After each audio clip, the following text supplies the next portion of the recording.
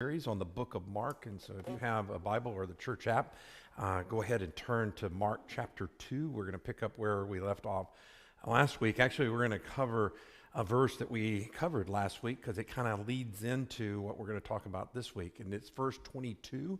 Again, Mark chapter 2, and it says this.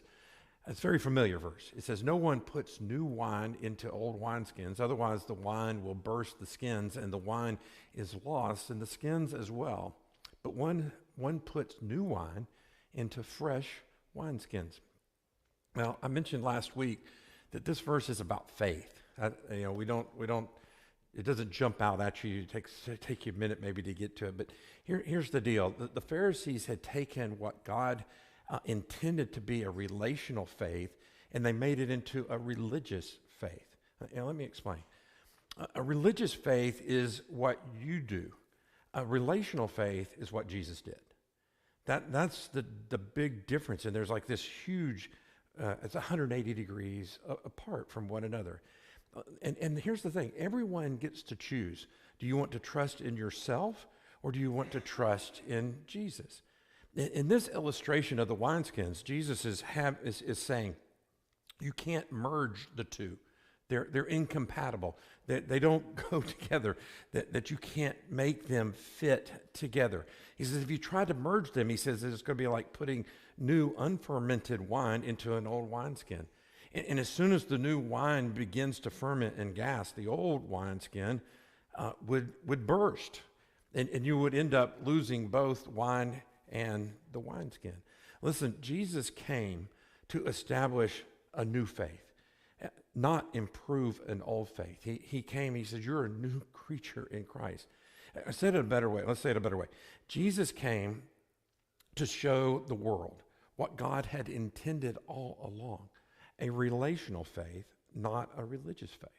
Now, the reason that I'm, again, reviewing this from last week is because Jesus is going to expand on that whole idea again about faith. And he's going to do it through two incidences that involve the Sabbath. So we're going to pick up now in verse 23, and we'll start to see how this all kind of comes together.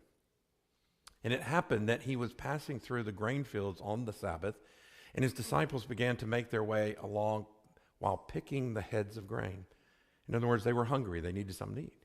"The Pharisees were saying to him, 'Look, why are they doing what is not lawful on the Sabbath?'" Now, the main issue here was not that the disciples were picking grain from somebody else's property. But believe it or not, that was not considered stealing to pick grain from somebody else's property. It was not considered stealing. In fact, according to Jewish law, it was legal for you to, as long as you just used your hands to pick somebody else's grain, you could, as long as you didn't use a sickle to do it. However, the law also stated that you couldn't do it on the Sabbath. And that's the problem that we're dealing with. That's the problem that the Pharisees were talking about. Now, to kind of get a better understanding as we go through this, I felt like it was important for us to kind of go back and talk about what God has to say about the Sabbath. Now, you may be aware, I assume that you are, that the law of the Sabbath is in the top 10, right? It's in the 10 Commandments. And so it's kind of a big deal. In fact, it's number 4 in the top 10 commandments, meaning that it's more important because it's all ranked in the 10 Commandments. It's more important than murdering somebody, according to God's law, right? And murdering someone is just 6. So you've got other things ahead of that. But here it is from Exodus chapter 20. So we'll review this real quickly. "Remember the Sabbath day to keep it holy. 6 days you shall labor and do all your work, but the 7th day is the Sabbath to the Lord your God. In it you shall not do any work." Now, the word Sabbath simply means do not work. And God says here to take it off and keep it holy. The Hebrew word for work is the kind of work that you do for a living. It's the taking time away from what you do for a living. So God is saying, take a day off from depending on yourself and take the time to remember God. Now, the problem is that the Pharisees made this into a ceremonial law rather than the moral law that God intended. I don't know if you remember, I've talked about civil law, moral law, and ceremonial law. We can go over that, but basically the ceremonial laws were the things that we don't really are subject to anymore, but that's what the Pharisees did. So they took something that was intended to be a moral law and made it into a ceremonial law. Now, religious faith is all about ceremonially following the law rather than following the intent of a moral law. Said differently, the question when you look at a moral law is, when you're looking at a moral law, the question you need to ask yourself is, what does God want me to know about him in this? But the question that you look at in a ceremonial law is, where is the line on how far I can go? I mean, how far can I, what's too much? Where do I break the law if I go too far? For instance, if you're driving down I-75 out here and you think, where's the line on how fast I can go without getting a ticket? This is an example of being ceremonial, right? Or maybe you don't think that way. Maybe it's just me. I don't know. Maybe I just want to know where the line is. And I have a number of friends that are policemen, and they have told me, that universally, they have told me, if you stay 5 miles an hour over the speed limit or less, you're okay. So going about 75 on I-75. Unless, of course, you're going through the law T, then do what it says. Okay? You don't want to even take the chance in law T. You just go 45 or whatever it is there. Just stay that course. Right over here? Some people may know better than others, like Delaney. I don't know if he knows all about that. Anyway, I'm sorry. I didn't mean to pick on. But listen, if you go 5 miles an hour over the speed, I just have to put a disclaimer. If you go 5 miles an hour over the speed limit and you get a ticket, I don't think you will, but if you do, don't come to me. That's on you. I'm just telling you what I've been told. I'm passing along information. I'm the messenger. I'm not the one that's providing for any tickets here and stuff. But okay, as far as the Pharisees and the Sabbath was concerned, though, they were asking the question how far they could go. That's what they were always doing with the ceremonial law. How far? Well, does this count? What does this mean? What does that mean? What does this constitute, and so forth? And so what they did is they actually wrote it down, and they came up with 39 categories of work that are prohibited by the Sabbath law. 39. Now, if you're like, well, I want to know what all 39 are, if you're that weird, or not weird, you're a nerd, or whatever, you can go online. You can find them. They're listed there. I looked through them. They have to do with things like cooking and sewing, harvesting, carrying. You got some laws about that. But all kinds of things that have to do with work. Now, were these things, these laws, these 39 things given to them by God? No. But they enforced them, the Pharisees enforced them as if God had given them to them. And so on the Sabbath day, when it became a crushing burden, right, for those who followed the Pharisees' interpretation of the law. And that's what Jesus was upset about. Now, let me just say something before we look at how Jesus dealt with this. We live in a culture that encourages both ends of the spectrum. From my perspective, I've been in the business world, and I've seen lots of different things in the business world as well as in the church world. But both ends of the spectrum, overworking and underworking. And depending on your industry or your company or your boss or whatever, you might get rewarded for being a workaholic. I worked in a company like that. That was like, if you weren't there a whole bunch of hours and extra and all that kind of stuff, you were kind of looked down upon because you weren't giving it enough. You weren't giving it your all, and so forth. And so you can have that kind of encouragement or environment that you work in. But also you might be around people and companies that's kind of become a thing where we like to talk about work-life balance or burnout. Don't want to have burnout. And all of that is really, really important. But oftentimes what I have witnessed, and again, I'm just sharing what I've witnessed, and you see when those words are kind of, those fancy words are thrown around, it kind of substantiates or helps people justify not being a good worker, even to some degree being kind of lazy. Well, I got to have this good work-life balance, or I got to make sure I don't get burned out. Well, you haven't done anything. I'm going to burn out anyway, but that's okay. That's, it's like you. You just have to kind of walk that. Now, so here's the thing. You have to take an honest look at yourself and and maybe have somebody else help you look at yourself and say, which end of the spectrums, if you are, I mean, if you are in a more healthy spot, then that's wonderful. But if you tend to overwork, then you need to reach out to those who can help you stay committed to a limit of the work that you're going to do, and to know that that is really what God is intended for you. And if you're one of those that has a tendency to do that, then you can have somebody. If you have a tendency to maybe not be a great worker, you need to have some people in your life that can help motivate you to work a little hard. One of the most important transitions, I think, from going from being a youth to being an adult is learning to work hard and work smart. I've seen so many people do it well and not do it so well. I was fortunate in my life. I got kind of thrust into adulthood pretty early, and I had to work in the business world, and I had some bosses that gave me some honest feedback. I'm going to call it honest feedback. I didn't like having honest feedback when I got the honest feedback, but as I got older and I look back, I realized how much it really helped me to develop and have a stronger work ethic. And listen, the Bible is clear that we are to work as if we're working for the Lord. And that means work hard, work smart. When you say, wait a minute, that puts it in a different context. I'm not working for this person or that person, or I'm not working for this company or that.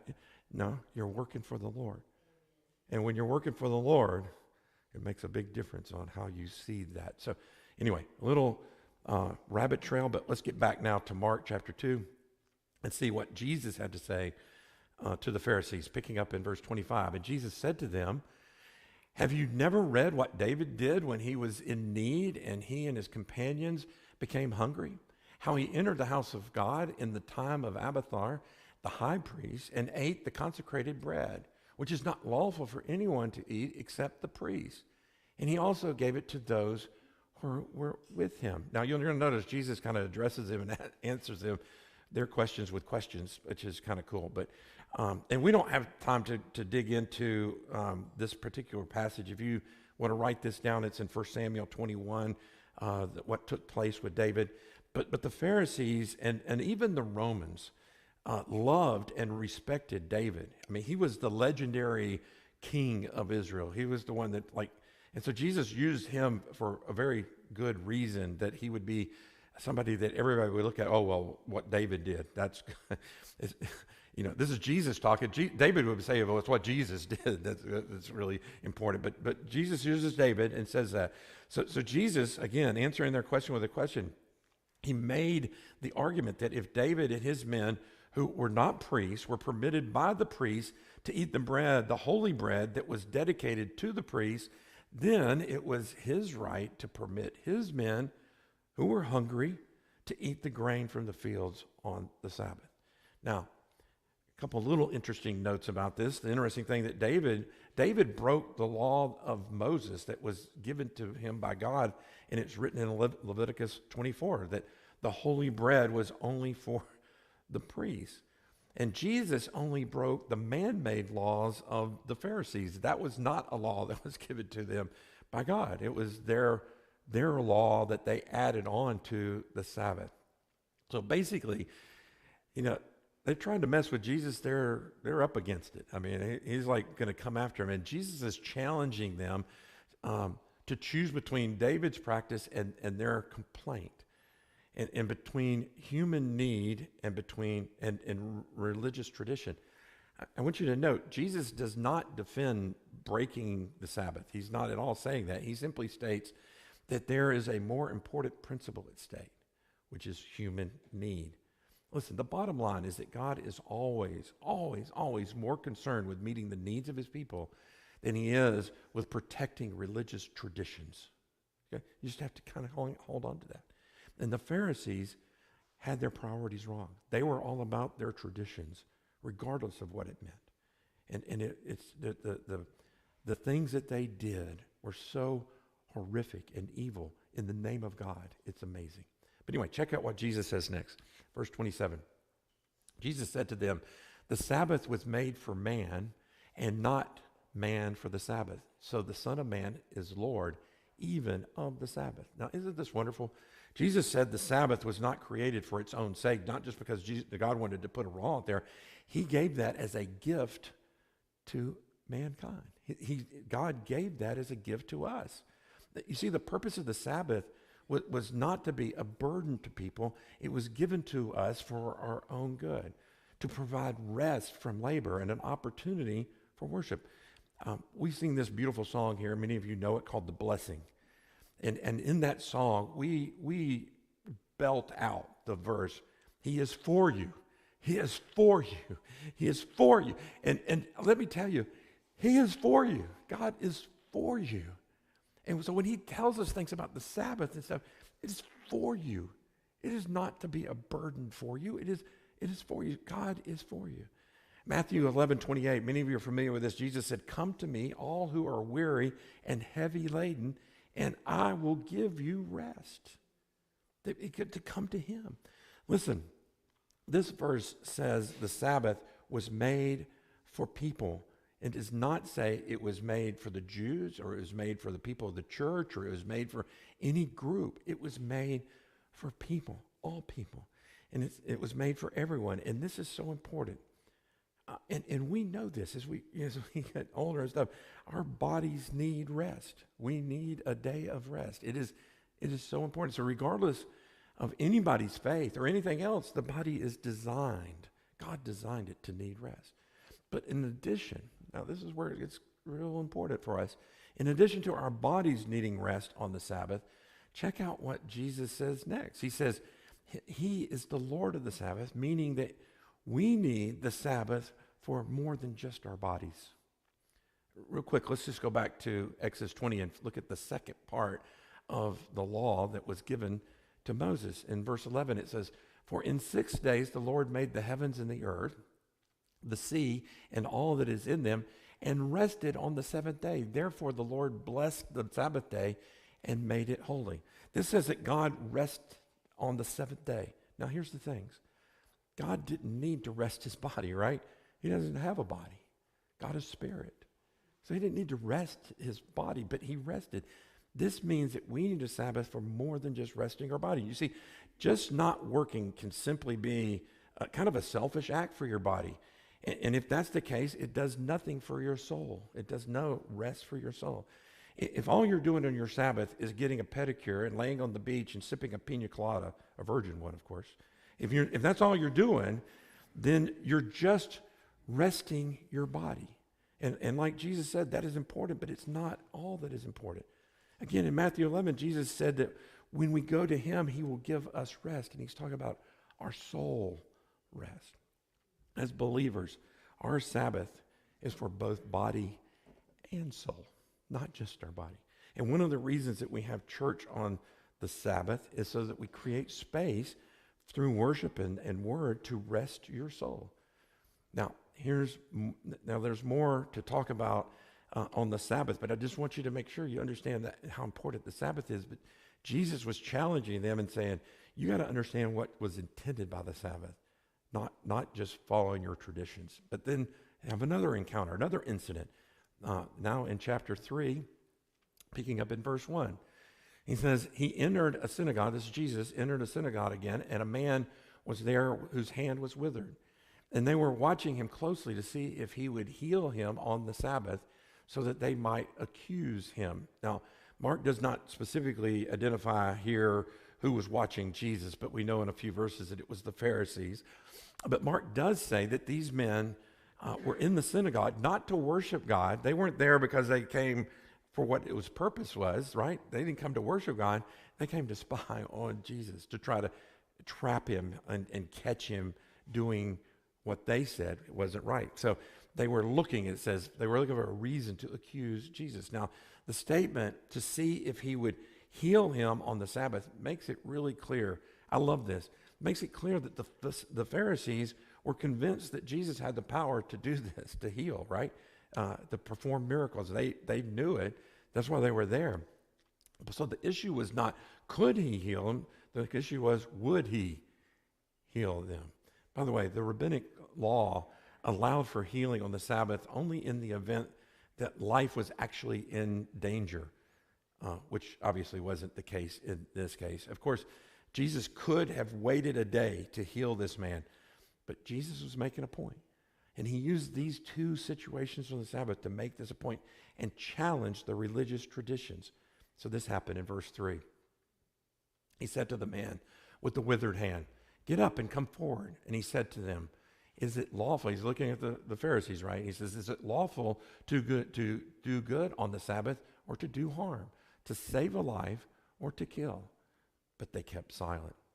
Now, I think it's great, again, how he answers them with a question and how they just don't say anything.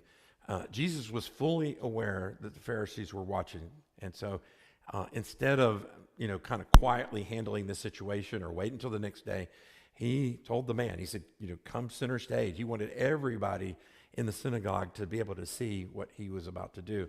And this time, the religious leaders didn't ask Jesus anything, right? But he knew what they were thinking. And so he asked, which is lawful on the Sabbath, to do good or to do evil, to save a life or to kill? He's trying to give them perspective on what their traditions are holding back. Again, they didn't answer him. Now, there may be a hint, I think, in this of Jesus' mission to destroy the works of Satan. Disease and disfigurement are part of Satan's work. And Jesus came to destroy those. And since evil is at work 7 days a week, the warfare against Satan must go on 7 days a week. And that's what Jesus is trying to make a point. Verse 5. After looking around at them with anger, grieved at their hardness of heart, he said to the man, "Stretch out your hand." And he stretched it out, and his hand was restored. Now, anger is not something we see attributed to Jesus a whole lot, but his anger is always the kind of anger that is of a godly anger. In other words, it's not the anger that we usually have. His anger is when a good person sees and feels the presence of evil. That's the anger that's coming out. When we see evil happen, it's okay to have a righteous anger, but is it done out of love? Which is what happened with Jesus. He did it out of love because in his anger, and his anger was justified, it was coupled with what? Compassion. He grieved, right? It says he grieved at the hardness of their heart. So he did this. He had this anger for them out of the love that he had for them as well. Also note at this time that he did not touch the man like he did with the man with leprosy, right? And in order for him to be healed, he just instructed him to do something, right? And when the man obeyed what Jesus said, he was healed. Now, my point in all that is it's not the method that heals. Jesus made it went to great extremes to make sure that he didn't try to heal in the same way, the same methods all the time, so that we would not get caught up in, well, I've got to do this before I do this and after this and so forth. He wants us to know that he is the one that heals, not the method. So that's important for us to see. Verse 6. The Pharisees then went out and immediately began conspiring with the Herodians against him as to how they might put him to death. Now, whenever I read these passages like this, and there are several in Scripture, they're just crazy to me. These Pharisees, the church leaders, felt that they had enough evidence to warrant executing Jesus. Isn't that crazy? I mean, you talk about the extremes of misguided people using the veil of God, a veil of God's people to kill God himself. I mean, it is just crazy to even think about. And to add to this craziness, they began conspiring with the Herodians, it says, to do this. Now, you have to know that the Pharisees and the Herodians hated each other. I mean, they were at odds with each other.